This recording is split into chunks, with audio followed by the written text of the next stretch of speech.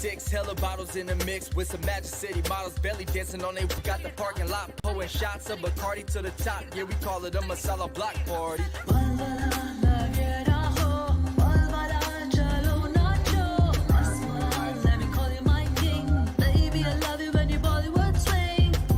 Put up with a Bollywood ting. She looking like a Bollywood queen. Now bust it like a Bollywood scene. And let me see it Bollywood swing. 1036, hella bottles in the mix with some Magic City models belly dancing on their whips. Big body trunk shaking jumps out the pavement. That's an understatement. Really, you can hear us out of fibs. Drip to them ankles, baby, shake it like some bagels till you make them throw them sangles. Girl, you know we getting rich. Cadillac jumping, doing donuts like Duncan. Y'all see your man's hitting till that nigga smoke something. Parking lot pimp, can you dig it, little shouter? We gon' bring it to the streets, going crazy. Everybody saying.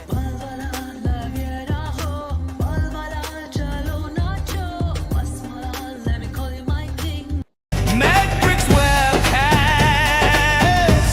where the human spirit flies. Where AI and quantum minds converge.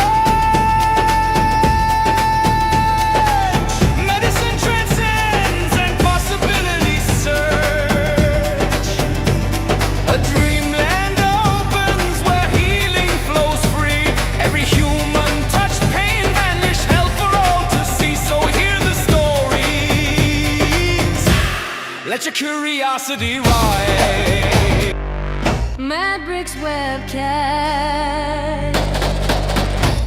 Where the human spirit flies.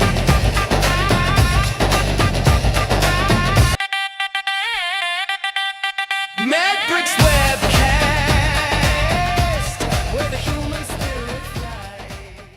Hey, welcome to the Manbix webcast. This is Raman Anam-Raju. I'm the host. Happy Sankranti, happy Bogi in India. There is a huge function going on in my state, Andhra Pradesh. It is one of the biggest functions in the religious function. It's not a religious, cultural function, more or less.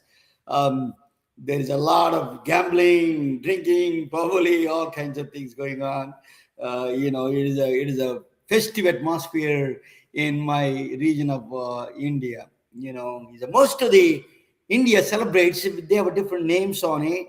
In Punjabis, in Punjab, people say Lahiri festival, Lodi festival they call, and then in India, my side of this region, they call Sankranti. Happy Sankranti is a.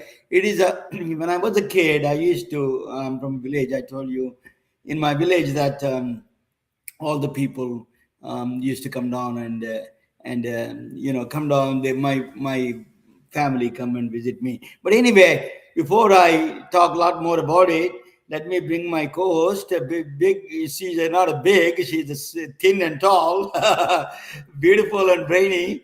Dr. Susan Davis.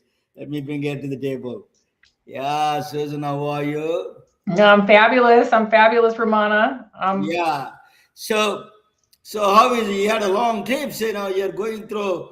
Oh my God! You went to Cleveland. You went to a lot of places, right? Yes, I've been on the road since Christmas, and I just got home last night. So it's very. Tell me your journey to. We have a lot of time. Our guest is today. There is a storm in Philadelphia, and she could not able to join with us.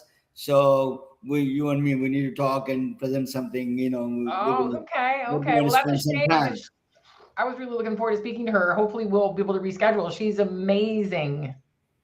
Yes. So go ahead and tell me your journeys. Before we go on, I want to go back to the festival in your home city. So tell me, what was the name of that again? It's called Sankranti. Sankranti. Sankranti is a festival. It's basically this is a festival of that all the crops are done and people sell their things and become a little bit of a cash flow is going on in the beginning of the year. So this is a festival atmosphere for all of us. It's a huge, and then they do a lot of they do with like fires all over the place. It's not this kind of fire. They, like the man-made fires. Fireworks. Yeah, fireworks, not fireworks. Oh, Fires. no. It's Oh, just fires, and they do. Just the people, families get together, and it's a family gathering, a big family gathering. The whole family from all over the country, people working in call centers and people working in the technology in different places. They come to their village this time. This is the only time they come to their village. Definitely 99%, unless there is a serious problem, they come to this function. That's wonderful. Yeah, Wonderful. so everybody is at home, and so Navia is absent because one of the reason was Navia is celebrating same thing, same town, so she is also off, and it is a big functions going on. So I wonder if they're cooking my new favorite curry in the whole wide world. The one yeah, they cook a lot actually. That is, this is like a huge Andhra chicken curry, if you can imagine. Andhra curry chicken, my new favorite on the planet. So hard to find, and I bet they're cooking it all over the place because today. they have a lot of these cockfights and all those kind of fights, and it is a mess. It is all kinds of strange kind of things goes on, but a lot of gambling, a lot of drinking, a lot of partying. Some people who drink a lot would drink a lot. Who don't drink. But it is a festive atmosphere.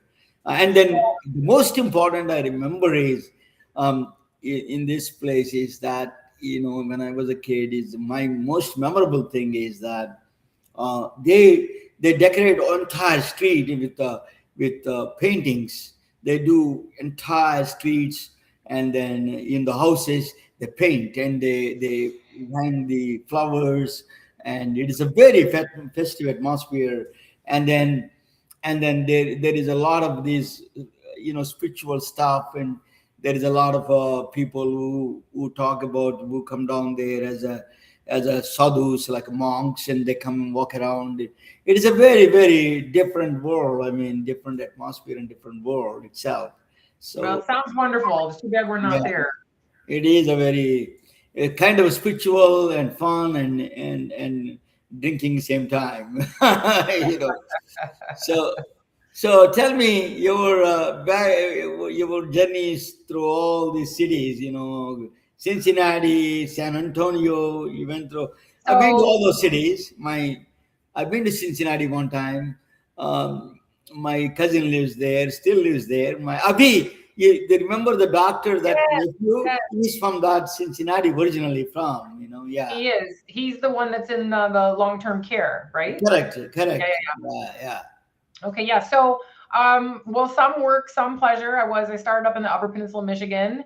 After Christmas, I took a week and got snowed in. We were off the grid, and then we were off the grid. My mother and I were literally snowed in. We experienced what they call a bomb cyclone blizzard. So we were already off grid, no electricity, no running water, the whole 9 yards. And so I got stuck there for longer than anticipated. So no internet, no phone, my phone, nothing works out there. So 5 days snowed and we had to get plowed out. So that was really cool. And then I was home back to Florida for just 2 days before I went to Cincinnati. So Cincinnati was work. Cincinnati was amazing. So we did train Bon Secours Mercy Health in my signature program, the Reaction Ready. So we trained the imaging team. So non-invasive cardiology on all 6 campuses in Cincinnati. It was our second trip. So we did three acute care campuses in November, and we did 3 more just last week. So that was very amazing. I mean, I love what I do, and because it works. So that was amazing. You go to small rural towns and train the people there, the training program. That's what you do there? Well, I don't know if they call Cincinnati rural, small and rural. Yeah, it's not a rural, yeah. Not so much. It doesn't matter where they are. They could be, big cities, small cities, it doesn't matter. But yeah, so what we do is we go in and we do readiness training for emergencies. I mean, primarily cardiovascular emergencies, but emergencies and emergency, if you can't breathe or your heart's not working, it all turns out the same. So, anaphylaxis to arrest, 5 minutes or less. What does that look like, Ramana? And, I think the amount of contrast media and imaging is going up. in our actually around the world, not just the United Yes. States. So there's multi-millions of, hundreds of millions of dosages, whether it's CT, MR, or echo. The usage goes up. And if you look at the scope of practice of the people who are in that space, they're limited. And like every other area of healthcare, they're dealing with shortages. So I used to run an imaging center, but we didn't have a contrast agents, because we could not able to do contrast agents in my village, my center, because we need a physician or a cash card and all those things. We did all the non-invasive. Now we are doing a contrast agents to get a better images. That's where things go a little bit complex. They can anyway. And then, it's one thing if you're on an acute care campus and we have rapid response teams and code blue teams within the hospital, within the healthcare system. But, oftentimes those areas, remote in the hospital. So any area of a hospital is not in a main thoroughfare. It can have delays in response times. So we work on those mini emergency response plans within every different area. So I don't just work in imaging. This just happens to be what they wanted was imaging areas. But, most people don't even know where, let's just say like a sleep study, like, if there's a problem in sleep study, where the heck is sleep study? Where is non-invasive cardiology in an acute care campus? And if it's not practiced and drilled in a normal code blue practicing, then there's delays. So anyway, that's awesome. We do that. But let's just go ahead and throw in there the, how much of our work these days is moving out of the acute care and into remote areas, off-site, off-patient. And we have remote radiologists and we have remote techs. So my question is, who's there? Remote tech, and that's surprising to me. Yeah. Remote techs. So like, who's there with the patient? And they have to call 911. So it's just my focus. I make sure that they know what to do, regardless of what the equipment is they have. So this is something you and I talk about a lot. We teach them to recognize the problem, call for help, and act. What does that look like in a real practical way? We get very carried away. I think I wouldn't say carried away, but a lot of people get caught up in the algorithms of basic, advanced, and pediatric life support, where they get so worried that they don't know that just rote. And so healthcare workers, regardless of their licensure, they'd rather die themselves than, get in the way or do it wrong. So the most important part is, Susan, a lot of times under the pressure, administering that procedure is the problem. Is not they may do with only a relaxed atmosphere, but when you are under pressure, people like me, I go freak out and I do all kinds of things, nonsense. So I think that is where the training really plays a critical role in that sense, right? Well, it's true. I mean, fight, flight, or freeze. I mean, and you don't even never know. And when your own your brain chemistry decides to dump within your system, it's made to prepare you for emergency. Run from the lion, but ultimately it can have an opposite effect. I think people don't realize, even like when you go to like smash on the brakes because you think you're going to hit the car ahead of you. You can feel that flush, of your own chemistry reacting so quickly. And when someone's trying to die in front of you, that either helps you or hinders you. And if you don't practice, it tends to hinder more than help most people. So the only way around it is brief, hands-on, repetitive practice, and very specifically with your team, your exact equipment and in your exact space. So the next trip I went from Cincinnati straight to where the heck was I? San Antonio for the International Healthcare Simulation Conference, which was amazing. I love simulations. Oh, you should have seen some of the technology out there. I mean, just off the charts amazing, AI and simulation, what it's doing and vice versa, and just some stuff. But I continue to hold my ground for the basics. I just continue to hold my ground for the basics because, that simulation is phenomenal, but so often we breeze through the basics with the assumption that everyone's got this. And quite frankly, they don't. So that's what I do. And so I went straight from Cincinnati to San Antonio so that I could learn the who's who and the what's what with new healthcare simulation that's available for healthcare systems. And now back here to you. So how much simulations help people practicing on simulations are good? Do you where is your training helps the simulations? I use simulations to teach them all kinds of scenarios where the things go bad and all those things. It's awesome. All simulation is good simulation. I mean, there's obviously there can be bad ones if you don't plan simulation and there's education simulation now. Some of the people there are just rock stars and off the charts amazing, from stem to stern, from planning the simulations, from planning the scenarios, the objectives and the actual implementation of the scenarios. They can do anything. There was an open abdomen surgery happening on the floor there. The whole thing. I mean, we've got bowel coming out, they're scrubbed, and the whole thing is a simulation. Yeah. There's women pushing babies out on the floor there, all simulated. I mean, really? think of the maternal numbers in our country and around the world. I mean, I think the numbers, it's like 75% of maternal deaths in the United States are from maternal hemorrhage. So, I mean, we're doing something wrong and we need practice. So all simulation is good simulation. And, you know, some facilities are blessed with gazillion-dollar sim labs that have all the bells and whistles. And, you know, the majority of healthcare systems don't have a sim lab at all. But simulation, if you think about it, Ramona, it really just means let's practice. Let's practice where we're safe.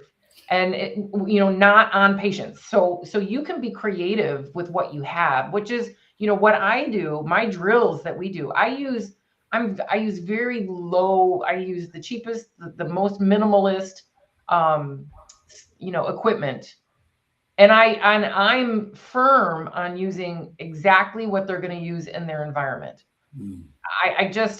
We can simulate just about everything anymore. But for me, what they learn in the sim lab is not a home run. You know, it might get you around the bases, but the home run is when we can clinically verify what they've learned in their simulations. Yeah. You know, All this technology comes next. First, you need to use what is available things there and administer that aspect. You know, people like in my village, my father did that. It's very important. You don't need to wait for a big simulation or big equipment waiting for you there. It may not be there, you know, so you have to administer whatever is available to save lives, right? Yeah. And you know, it's, gosh, I'll tell you, when I'm doing, for instance, you know, I've been going into so many healthcare systems these days, and you would be so surprised the variation in their emergency equipment. You know, we are so resource heavy in this country, and we still complain about what we have. And, you know, compared to when I'm studying now, you know, global resuscitation. I have studied in both my, you know, my graduate work, I studied in hospital cardiac arrest response around the world. But I didn't focus so much on low and, you know, middle income countries. I didn't realize at the time, but most of the research is coming from, you know, higher resource areas. So now I'm changing my gears all these years later into these lower and middle income countries. And what do they have? And how are we going to optimize their survival? So it's my whole new pivot right now. I'm onto this global. Yeah, in the low-income countries, you know, one thing they learned, they practiced it very well with the existing small number of resources, how to use, maximum utilize. Here is existing resources not available. I mean, they are under the layers of bureaucracy laying down there. That's what I was talking with the Dr. Robert Pearl. I spoke with him yesterday, how that pharmacy benefit manager, drug manufacturer, you know, then insurance companies, and then health plans and the networks and the providers and doctors and patients, all of them retailers, all of them are, this is an ecosystem, became a complex sometimes. So that in the complex, they hide certain things. It's not opaque it's opaque to the people, and we don't know the transparency. That is a challenging, you know, even though everything is available, the patients are not happy because one of the reasons is access is that's why I created in my next chapter is the human care capacity, healing capacity. How do you use that constraint, use all the things that you have, and you don't have certain things, still, how can you function and produce a healing capacity from that, within that parameters? You know, that is a mathematical expression I came up with. I remember I spoke with you a little bit. Oh, it's phenomenal. So I can't wait and for our listeners to learn more about that formula, because the formula is absolutely brilliant. And it's amazing how the components to that formula, and how if any one of them, and the beauty of each and every one of them is their constants. Yeah.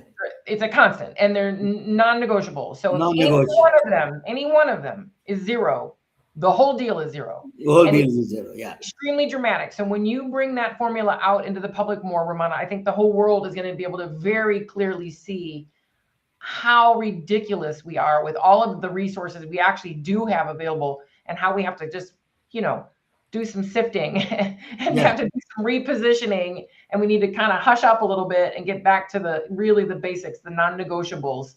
I mean, there's areas in our country that when you call 911, there isn't anybody to answer.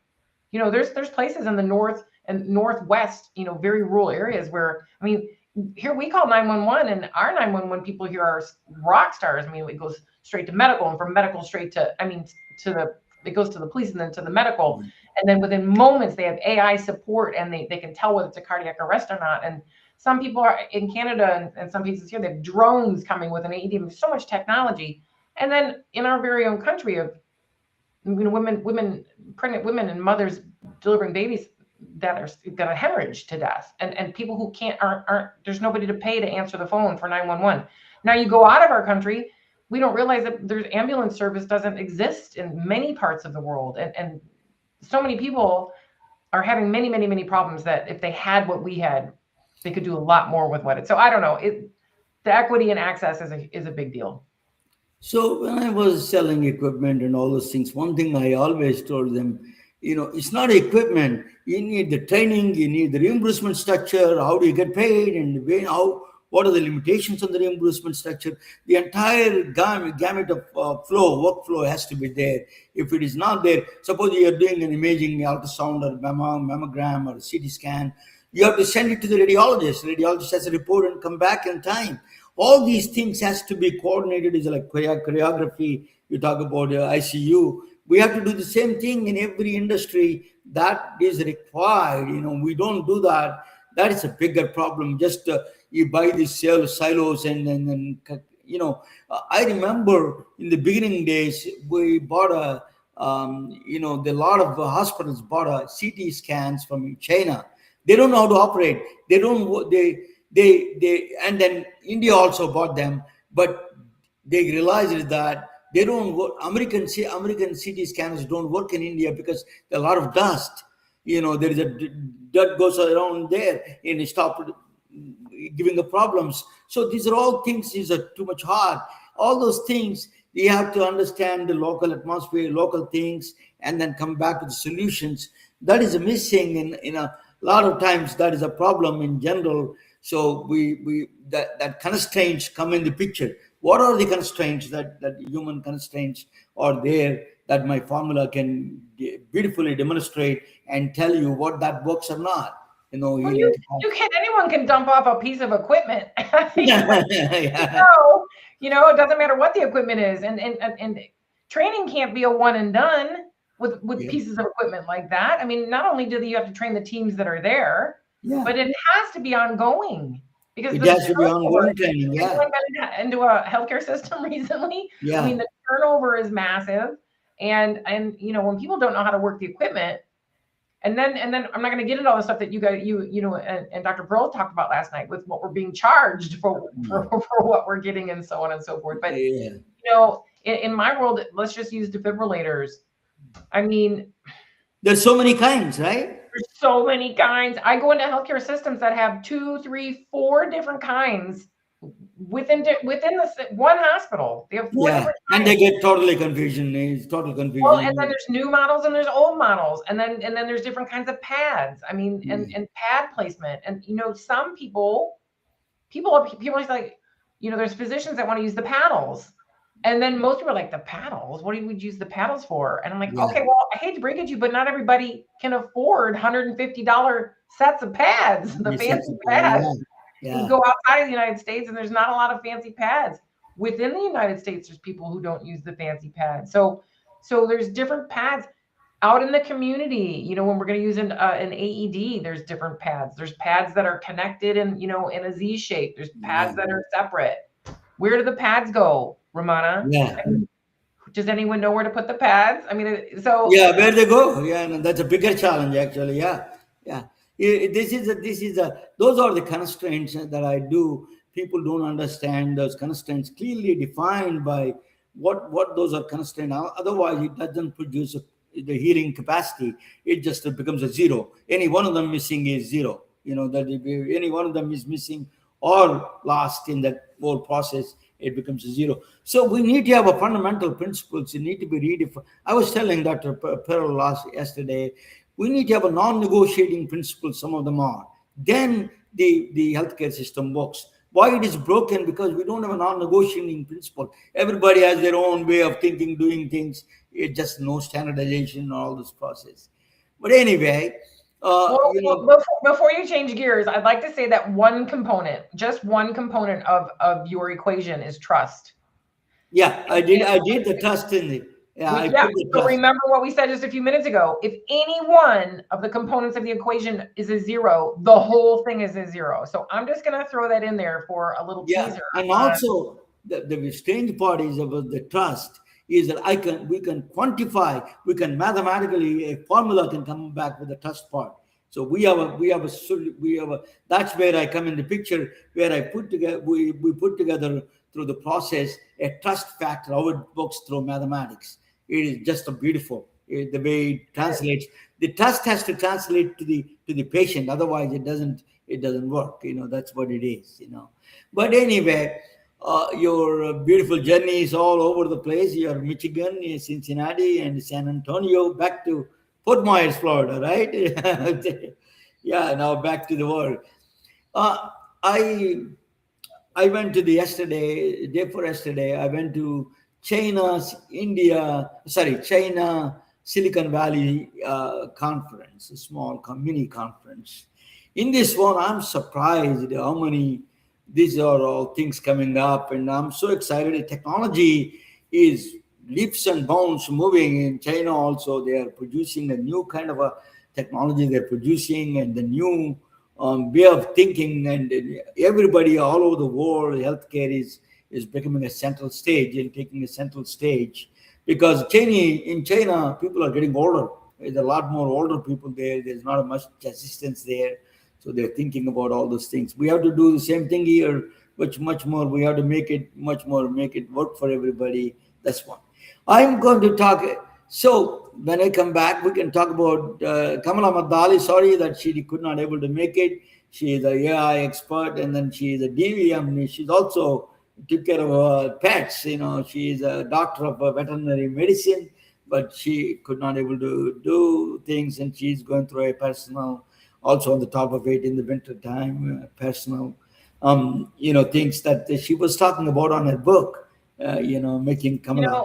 Ramana, that was my background. I was looking forward to talking to her about that. I'm not sure if you know that, but I was first year in veterinary medicine, and then I ended up, changing. Oh, I have a zero background in it. So yeah, so I was at University of Illinois and studying large animal medicine. So I loved it. So I was curious about her background. And if anyone doesn't know who she is, I got to tell you what, you should go on her profile and read through. I was mind blown by some of the innovation and the people that she's connected to. I thought I was, fairly close to getting cutting edge, but no, I've never scratched the surface until some of her connections are unreal. Yes, she has a lot of connections. Yes. A little shocking. I did. Yeah. So, but yesterday, start of the system, Dr. Robert Pearl was there, and he shed a great light. So, but I want to bring something that I'm going to talk about a little bit, and very quick one, and then talk about that, little bit about I want to talk about quantum physics. When I was selling computers to the doctors, in 1980s, people used to laugh at me, what the computers are going to do in the doctor's office. Then now I talk about quantum physics is coming to the doctor's office. They laugh at me, but wait, they're not going to laugh at me when the things are coming slowly. How the quantum physics is affecting our bodies and mind and all those things. I'm going to present that topic a little bit, and then we will see that. And then where is that dead Wikimedia? Yeah, I'm going to bring that to the. So she's not here. So not this one. I got the wrong one. Just hold on 1 second. And seen media, next one, I think. Yeah. 3 slides. Oh, yeah. Yeah, there is one. Let me, so she's not there. Sorry about that. So we have a very, let me bring Susan to the next door. And yeah, maybe, yeah. Susan, so we have a Dr. Hamilton, Mr. Hamilton came in, Executive Vice President of Kaiser Permanente. Yesterday we have former CEO of Kaiser Permanente is there. So tomorrow I'm really excited about it. I want to tell you about that. He is Associate Professor Bobby Kasturi. He is a he did a pioneering research in the brain and mind. Pioneering research. He is a forefront of what is the mind, what is the brain, how it brain works, what are the things works in the brain. It is a fascinating to listen to. He was on, he appeared on the PBS, so I'm waiting for him. Just I'm truly excited about his presence tomorrow. But before that, let me present to my topic. It is a quantum biology, a little bit. Yeah, I'm quantum. What is a quantum physics in the human body? How is there any? We never thought the humans have the quantum. We can exhibit a quantum behavior inside or outside. We never thought that as a brain is. Quantum behaviors work in a very microscopic scale and the lowest temperatures. It has to be close to the almost Kelvin temperature, which is minus 273 degrees. Close to that, you see the quantum behaviors. But he never expected these warm temperatures and the warm bodies like us, and then they in a big macroscopic systems like that. But body found a way of finding subway system, a shortcut. The body found how to use quantum physics inside the body. That's what I'm going to do. Talk about quantum side and quantum principles. Okay, I'm going to do quantum. So, what are the two principles of quantum? I always talk about this, but you just keep talking about it. These are the two principles you got to remember. It is the important ones. Whenever people say quantum, these are the two things I want you to remember. Is that if there is, you can jump in anytime, Susan. You can comment, jump, anything. Okay. So if there is a cheese in the maze at the end, what is the mouse do? It keep going and keep trying until it hits the wall, come back and keep trying. It remembers the past path. It doesn't repeat the same path again. It has some neurons. It remembers the new paths. So it keep on trying until it reaches the maze, cheese. But in the quantum side, something extraordinary happens. What it does is it takes all possible paths. So this mouse splits into quantum ghosts. It tries all possible paths same time. So it will come back to the real path, which is the shortest path to the cheese. Then that will fix it and it will go away. That is a broad explanation of quantum physics. To teach doctors and other people. I get it. We get it. I don't want to give a lot of mathematics, but that's the best way. So the mouse can reach the quantum physics, reduces the computational methods, or when it does that kind of computations, it is that what his mouse is doing a computation basically, but he's doing all parallel processing. But it's not the parallel processing the way you imagine in the parallel universes. They're all in different universes. Which is why I'm curious, because usually when we talk about our senses, sight, smell, touch, we're talking about a finite experience, and quantum is not finite, it's infinite. So I'm curious as you're going with this. Correct. And so the universe, we don't have even access to that universe. It goes into that universe and then becomes split into several universes. And then that's one of the IBM chip and the Google chips, new ones. Now quantum computers are coming up. They're actually doing the actual work, that part. Okay. Prime number solution of the prime numbers solutions, some of those things, that cryptography, all those things, they use this kind of a quantum physics. So that is one of the things. How it works is a very mysterious and very, very counterintuitive way it does. The second one is tunnels through the low energy to high energy. Water goes from top to bottom. You never see bottom to the top, right? It doesn't flow from the bottom to the top. But in this sense, in the quantum physics world, it goes from the bottom to the top. The electrons go through the walls just like there is nothing exists. Even though small chances, it goes through a quantum tunneling, it does. It does through a lower energy, goes to the higher energy. Usually higher energy goes to the lower energy, transmits the energy, goes from high to low. But here in this case, low to go to higher energy. That's a very counterintuitive idea. So cold, the heat transfer from heat to cold place. But have you ever seen a cold going backwards to the heat? You don't see that. That is what it does. So what is that? What is the quantum? Let us talk about eyesight. What is the problem with eyesight and eyes a little bit.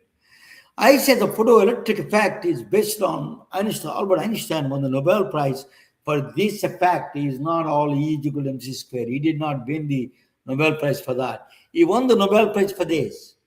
What is the solar energy battery? Basically, when sunlight falls on the plate, it becomes electrical charge and it knocks out electrons and it becomes electrons flow and then creates electrical energy. So he converts the solar power to electrical power. That's what he invented, what he came up with. That's what he won the Nobel Prize for. Albert Einstein, but you know how many panels you need, how many billions of photons you need for that battery to operate? Billions of photons you need. Billions of light rays you need to convert them into the solar battery. Our eye, on the other hand, works extraordinarily sensitive. Our eye can detect one single photon. Can you believe that? Our eye has a capacity to detect single photon in certain situations. That's an amazing. Yeah. Single photon it can detect. Eye is single photon. Eye is for a more efficient. Eye is a way efficient than solar battery. That is a problem. Why eye is more efficient than solar batteries? That problem is a bigger problem in science. So they wanted to solve that. Some came up with the solution. What the solution is? There is something quantum going on there. What is quantum going on there? When the photon hits the retina, there's a molecule there, it flips in a femtoseconds. It flips and activate the energy to go to it will release all the chemical energy and then goes to the visual cortex. So to flip that molecule cis shape to trans shape, it flipping the rhodospin, it flips that when the photon hits that cell, immediately it flips it. It flips into it activates the energy. That process is a quantum process. There is no way, there is no thermal, no electrical, no other way you can explain that. It is a femtoseconds. It does in a most efficient manner. Just time is not a factor. It just goes is in instant kind of a thing. That is not possible in the classical physics.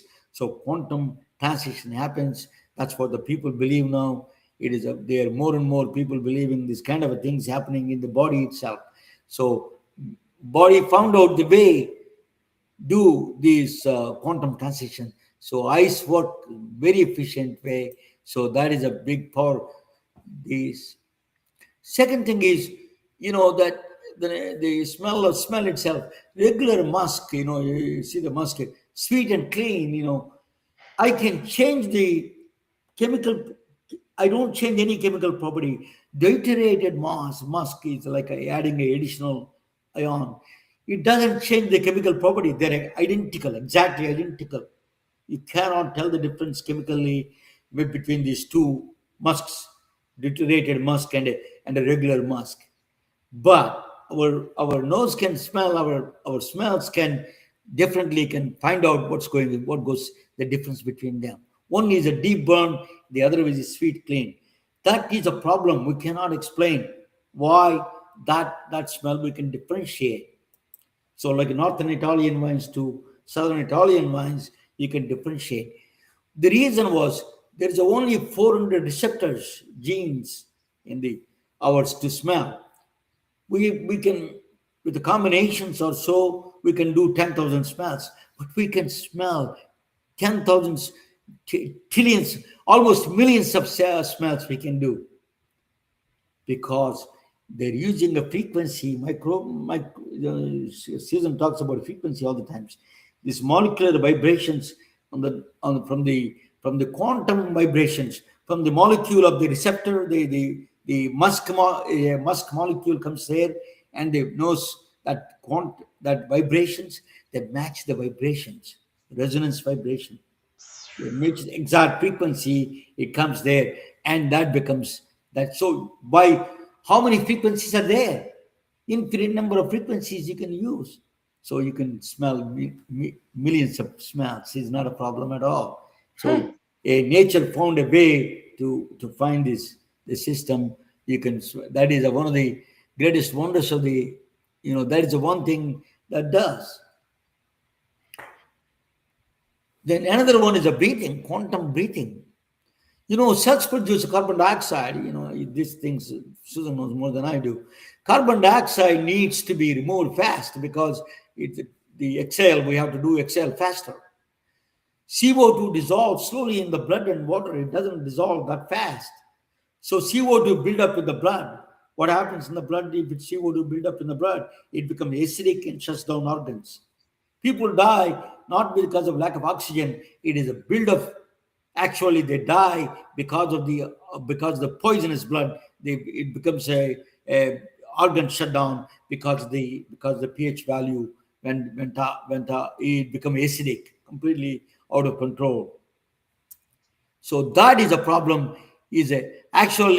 Blood becomes, we cannot pump it out, carbon dioxide. So body found a way to solve the problem. How did it solve the problem? Judith Klingman, she's from UC Berkeley, won the prize for this special prize. She won a lot of medals. Enzyme quantum tunneling. What it does is a breathing enzyme, carbonic anhydrase, acts like a speed booster. What it does is it is a quantum moving carbon dioxide 1,000 times faster. If it is a classical way, if it doesn't have this quantum phenomena, is only 0.1 per second. It does, but with the quantum phenomena, it can push it out 100,000 per second. The carbon dioxide goes away from the. How does it do it? So tiny particles, protons, electrons, can quantum tunnel, slipping through barriers instead of climbing over them. So it will open the doors for this carbon dioxide to pump to the lungs faster and cleaner. It's like a automatic doors open before you even touch it. It opens the doors, goes all the way to the trapped carbon dioxide, goes to the lungs and exhale there. So body recognizes something extraordinary. So this is actually proven in a sense. So it is a quantum. Our breathing itself is a quantum in nature. So that's why that's why you say that a lot of people say breathe hard. Breathing is a powerful technique because it reduces the pH value, and you become that is a powerful way of getting rid of toxins. Carbon dioxide goes away. So that is Klingman did that. So the biggest challenge now is the consciousness, the problem of mind. That is, so we got the lungs, how to breathe, through the sight, sound, smell. Now let us talk about the problem of consciousness. Why we have an inner experience? Why I like roses red? I feel roses are red. Why I like Susan? I don't like somebody? What are these things in the mind is create an inner experience? What, why do AI doesn't have inner experience? Still, it is smart, as smart as us, or maybe more smarter than us. So, what is the difference? Why we have this inner experience? That is called hard problem of consciousness. This is the biggest problem of humanity can face. This is scientists bothered by, every scientist is bothered by this problem. It is called brain and mind problem. You know why we have this inner experience, loving mother, loving somebody. Why do we need? We can execute all these things through logical steps, computational methods. You can do that. So this problem is a serious problem in physics and mathematics and everywhere. It is a bigger problem. How do you solve this? There's not. I don't know whether to solve it or not, but some of the explanations are good. One of them is anesthesiologist Todd Hameroff and physicist Sir Roger Penrose from Oxford came up with this some idea.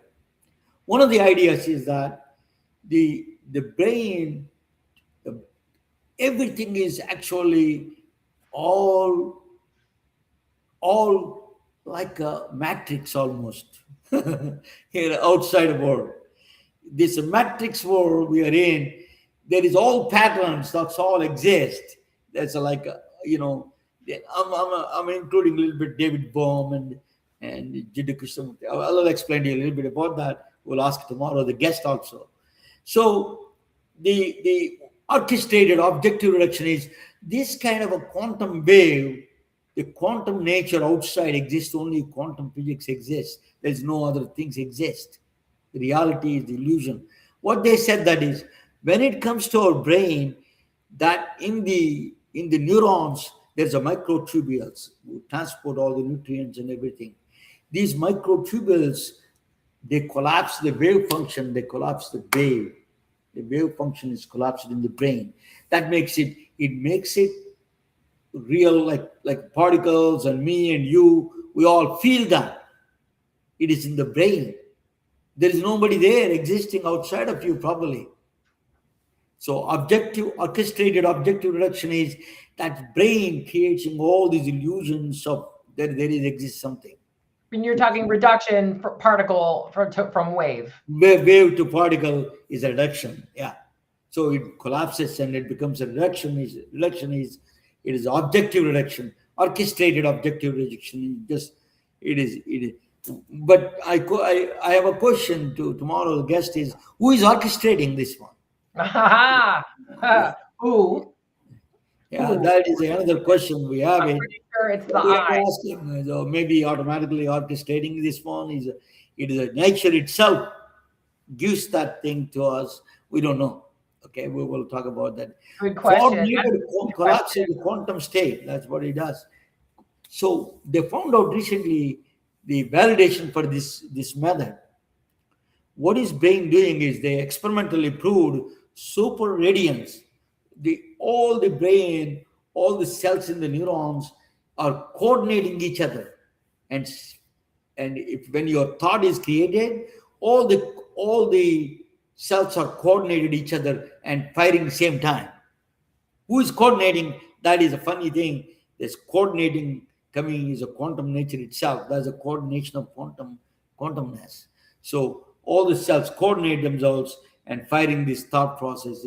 Thought is coming out of the coordinated emission of light is a super radiance they call. That is happening there. You know, that is a very complex. We don't have a good understanding of consciousness. We have a long way to go. We have a least understanding of brain itself. You know, as I was tomorrow guest is a very good. You can shed some light on it. Why we have the Alzheimer's, dementia, all those things. You can talk about it.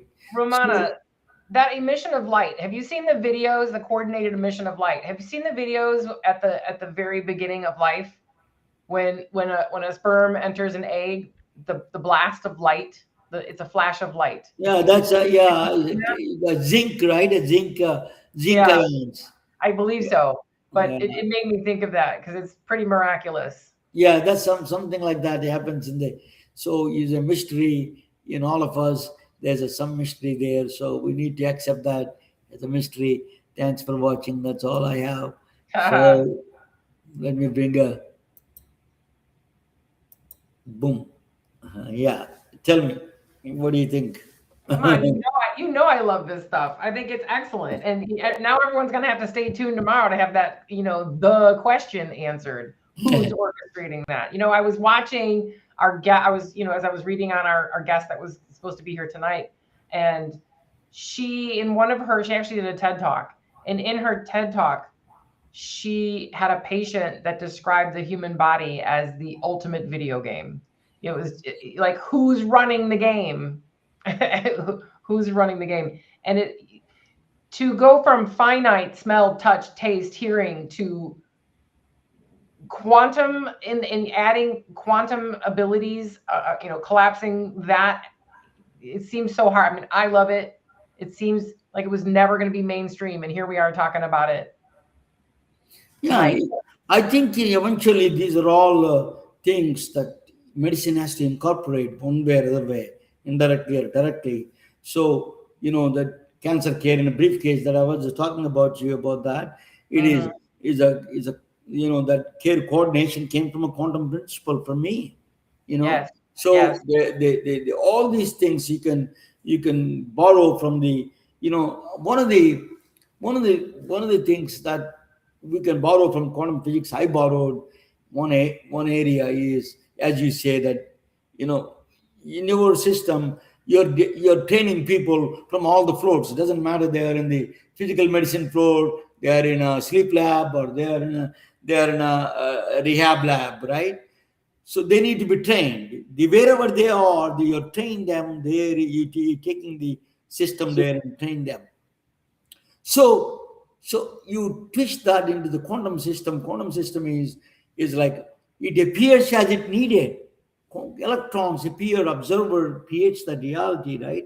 Observer is creating. So as a patient, when I need something, I need those procedures, I need the medications, I need that, rather than I don't need to wait and go to the silo structure, go to the visit the temple of a hospital, temple of a sleep lab. You don't need all those things. You can deliver care at home. You can coordinate all this care with all this technology we have. Is whenever I think about I need something, it should appear for me. The care itself should work in that direction. Is a quantum physics principle works beautiful there, because when I need something, the observer needs something, it appears, right? Electrons, when I am looking for something, electron appears from a wave, becomes a particle, right? But I would suggest, if we're going to have order or any type of order, that for care to land that way, we'll have to have an accumulation of thought, amongst far more people than you and I, tonight on our show, because it's going it might appear for you and I, but as the collective, if everyone is going to be, so stringent in the story of the 2D, 3D, 3D world, you do have to let go a little bit of this hard formulated facts, like this is a microphone and this is only a microphone. It's always going to be a microphone. So it's going to take a collective to loosen their grip on the 3D to allow. I'm on the positive side. Powerful thoughts will propagate. I agree. Dumb things will die down right there in the next door, because they don't fly anywhere. They always die down. Who have you been talking to? So the always positive things propagate, better and faster. That body has a capacity to go. So I strongly believe that, it may take some time. The noise makers make a lot of noise. You can scream with the 6 beer bottles. You can scream all day, but really, what are the people who save lives? Or the people like you who are the frontline people who really make sense at the time. You are the saviors. not some guy drinking six pack and then screaming it. He's not going to save anybody's life. So that is a people that come in when there is a need, people like you save lives. Well, and people like you save lives by putting out such conversations like on consciousness that, most people won't slow down long enough to listen to it because it just seems so complex when it's actually quite simple. But it's quite simple. That's what you and I are doing, Ramana. That's why we do this show, period. We invite on amazing people doing amazing things, and we really try to expand people's minds so that they can understand. I mean, just the simplest complex of a particle and wave. It's tough. It's tough for the brain to get a hold of. But our audience is savvy, and we are sharing the concept. So I can't wait for you to share more about your new formula, because it's truly groundbreaking and brilliant, and I think it's revolutionized thought. Yeah, that I'm going to explain that formula a little bit in general without. So what it does is this kind of strange. We don't have a human moral boundaries. Where are these healthcare? It's very simple. Why it costs so much money? It doesn't make any sense. You said that you don't need to save a life. You don't need a sophisticated equipment. You need a pedals, or you need even the simple keeping hands and then mind. Right? So it's a lot of times we made it complicated, and then it's a lot of people involved with the greed and all these things in the care system. It is just a headless chicken. It is when you do not have a non-negotiating principles, it goes haywire.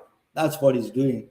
There is no non-negotiating principles here. There is no philosophy there. You just whoever comes there, put a patch there. Whoever comes there, put a patch there. So that's why we have a million apps, million algorithms. They compete each other. They don't talk each other.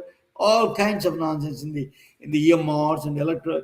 These are all so many things. It does not entertain at the end of the day how the patient's suffering is. How do you reduce the suffering? That is the key. That is principle is gone. That principle is not even existing in anywhere. How do you reduce the suffering? Well, and I think what you'll do over time as we teach our audience more about what you're doing is continuously bringing it back around to when we're saying non-negotiable. I mean, what does that mean?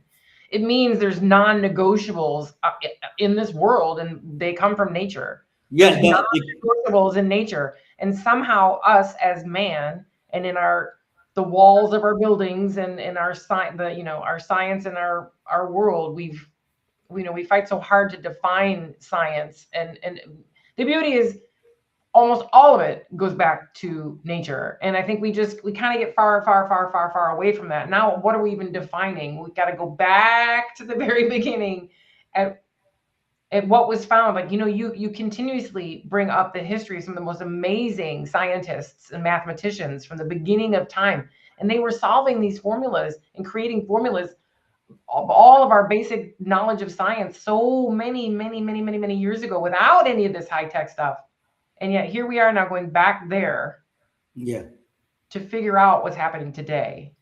Yeah. The formula that it from 1800, actually, the formula used it. That's what I mean. It's a thermodynamic principle.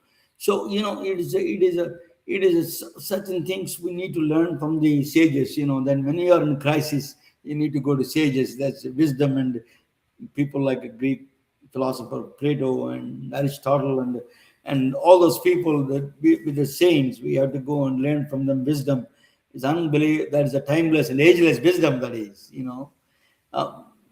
thank you for joining today. It's stay a couple of minutes after the talk, and then it's getting over now. And thank you so much. Sorry, Kamala. I hope you join next time. And I look forward. Truly excited about you to coming back. I hope you come back. She's actually from back of my word. She knows this today's function. She is from my area, that area of my village. we're on the same area. Well, I hope she's safe, and I look forward to meeting her next time. So happy Sankranti for all of the people in India. Celebrations going on. Thank you all. Curry for me. Have some curry. Happy curry for you. Okay, good night, all of you. Good night. Good night. We are retelling their stories through our patented designs that can be worn on scrubs, t-shirts, printed on conference bags, and endless other promotional materials. Daily Wear for Medicine is the first ever of its kind to create curiosity in medicine through visual art. We at MedBricks are celebrating unsung heroes of the past who made enormous contributions to the field of medicine through our unique campaign called Daily Wear for Medicine. You can wear it, carry it, and give it.